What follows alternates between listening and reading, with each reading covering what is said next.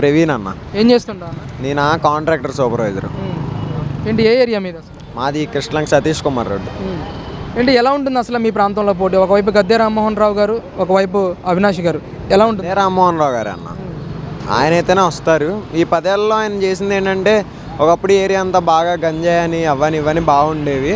ఇప్పుడు ఆయన వచ్చాక ఇక్కడ ఏంటంటే ఈ ఏరియా అనేది అసలు గంజాయి అనేది తగ్గిపోయింది కొంచెం. చాలా వరకు ఒక కృష్ణలంక అనేది ఒకప్పుడు బాగా అసలు ఎలా పడితే అలా ఉండేది. ఇప్పుడు కొంచెం ఈయన వచ్చాక డెవలప్ అయింది, బాగానే ఉంది. నెక్స్ట్ కూడా ఆయనే వస్తాడు కన్ఫామ్గా. అదన్న. అవినాష్ అంటారా? ఇంకా ఆయన అంటే వస్తాడులే కానీ ఆయన 50-50 ఛాన్సెస్. ఆయన అయితే రాడన్న ఈసారి లేదు ఆయనకి. ఇంకా నెక్స్ట్ టైం ఏదైనా ఉంటే ఇంక రావచ్చేమో కానీ ఈసారి లేదు ఆయన.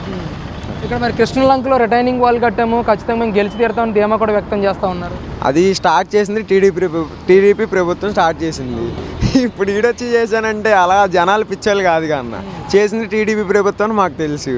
సరే ఏదో ఆడు చేశాడని ఇంకా ఆడు చెప్పుకుంటున్నారు కాబట్టి వాళ్ళు చేసామని గెలిచే అదే. ఇంకా ఆయన లేదు. టీడీపీ ఆయనే గద్దె రామ్మోహన్ రావు గారు వస్తారని అనుకుంటున్నాం. ఇంకా రావాలి, మళ్ళీ ఆయన వస్తారు. ఏంటంటే ఎలాంటి అభివృద్ధి జరుగుతుంది అంటారు అసలు మళ్ళీ గద్దె గారు గెలిస్తే కనుక?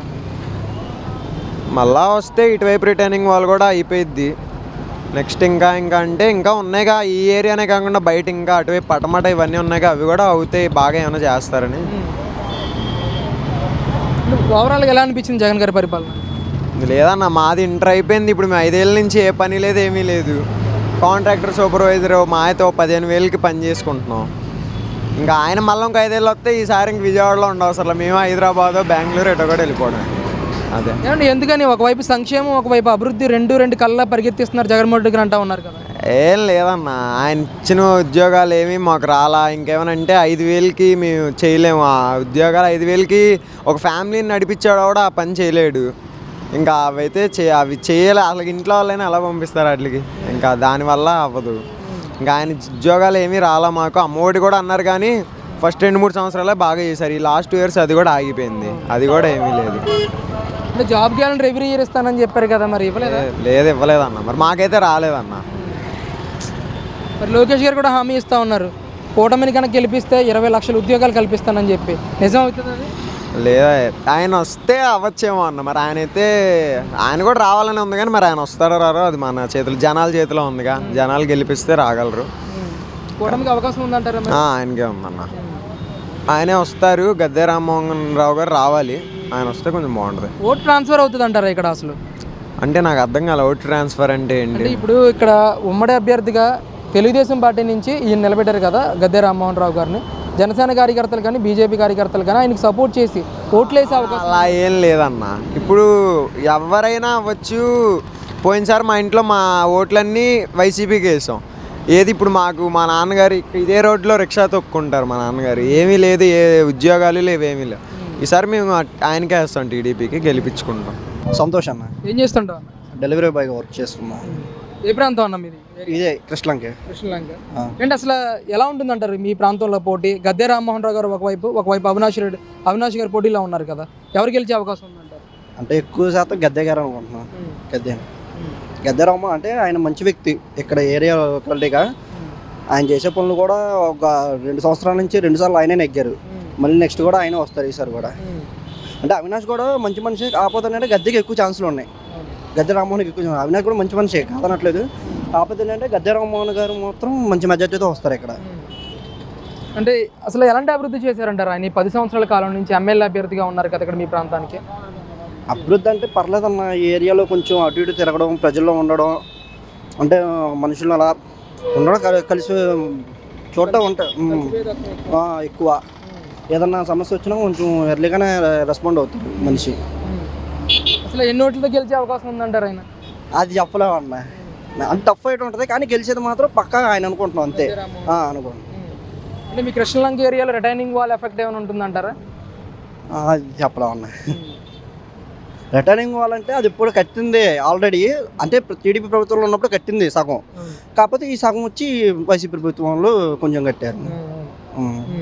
అంటే ఇక్కడ కేసీఆర్ నాని గారి ప్రభావం ఏమైనా ఉంటుంది అంటారా మీ నియోజకవర్గం మీద? అంటే పార్టీ మారిపోయారు కన్నా, అదే పార్టీలో ఉంటే ఆయనకు బాగుండేది. పార్టీ మారిపోయారు కానీ కొంచెం వ్యతిరేకత ఉంది ఆయనకి. అసలు ఓవరాల్గా జగన్ గారి పరిపాలన ఎలా అనిపించింది అసలు? ఓవరాల్గా అంటే సంక్షేమ పథకాలు అయితే అందరికి అందినాయి అన్న. కొంతమందికి అంది, కొంతమందికి అందలేదు. అందులో బాగానే ఉంటారు. అందరి పరిస్థితి ఏంటి? లేదు, డెవలప్మెంట్ లేదు. మంచిగా ఉద్యోగాలు చేసే మాలని మేమేంటంటే డెలివరీ బాయ్స్. మేము డిగ్రీలు చదువుకున్నా సరే మాకు ఉద్యోగాలు లేవు. ఇప్పుడు కంపెనీలు ఏం రాక, ఏం ఉద్యోగం లేక ఇలా డెలివరీ బాయ్గా జాబ్లు చేసుకుంటున్నాం లాస్ట్కి. అంటే 2,30,000 ఉద్యోగ అవకాశాలు కల్పిస్తానంటాం, కానీ ఎవ్రీ ఇయర్ జాబ్ క్యాలెండర్ కూడా ఇస్తానని చెప్పేసి హామీ ఇచ్చారు కదా. మరి ఆయన పరిపాలన కూడా దాదాపుగా పూర్తయిపోయిన పరిస్థితి మనకు కనిపిస్తుంది. 30 రోజుల్లో ఎలక్షన్ కూడా వచ్చేసింది. అసలు ఆయన ఇచ్చిన హామీలు నిలబెట్టుకోలేదా మరి? ఉద్యోగాలు అక్కడ ఉన్నాయన్న. గ్రామ వాలంటీర్ల ఉద్యోగాలు, సచివాలయ ఉద్యోగాలు కానీ ఇక్కడ గవర్నమెంట్కి సంబంధించింది ఏం వదలలే కన్నా, ఏం లేదన్న. ఏంటి మరి మళ్ళీ రెండో అవకాశం అడుగుతున్నారు జగన్మోహన్ రెడ్డి గారు? నాకు తెలిసి అయితే నేను రావాలనుకుంటున్నాను అన్న. మ్యాక్సిమం కూటమి గెలిచిద్ది అనుకుంటున్నాం. మేమైతే కూటమే గెలిచిద్ది అనుకుంటున్నాం. మేము పక్కాగా అయితే అదే అనుకుంటున్నాం. అంటే టఫ్ అయినా ఉంటుంది. కాకపోతే ఏంటంటే మ్యాక్సిమం ఎక్కువ ఛాన్సెస్ కూటమికే ఉంటుంది.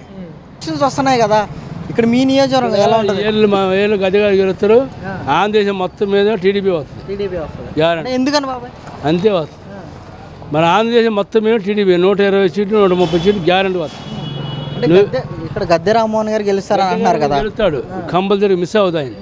అంటే ఏం చేశారు ఆయన? ఎటువంటి అభివృద్ధి చేశారు? ఆ పిల్లలకు కానీ, పెద్దలకు కానీ, హాస్పిటల్కి కానీ, ఎవరైనా డబ్బులు కావాలంటే పెళ్ళిళ్ళకి కానీ, ఏమైనా చచ్చిపోయిన మొత్తానికి డబ్బులు ఇస్తుంది ఆయన. ఈ ఏరియాలో ఏ ఎమ్మెల్యే, ఏ కార్పొరేటర్, ఎంపీ కూడా కనపడ్డ ఏరియాలో. అంటే ఈరోజు దేవినేని అవినాష్ గారు తిరుగుతున్నారు కదా, ప్రచారం చేస్తున్నారు, నేను మంచి చేస్తున్నాను జగన్.